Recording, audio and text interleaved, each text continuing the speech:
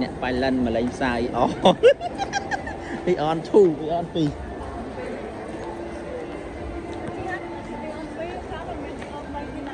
ngam nè đó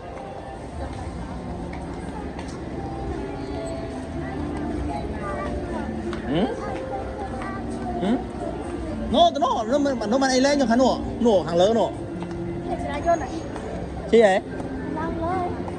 đây là gì ra cho nó làm lâu má mình cái gì mà ông ngăn đây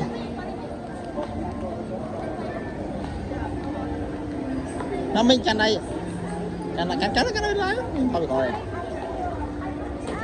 tới ôm lang thôi tới ôm lang thôi tới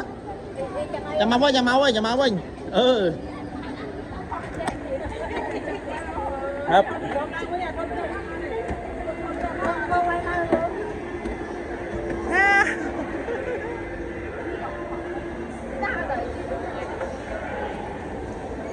ê đi đây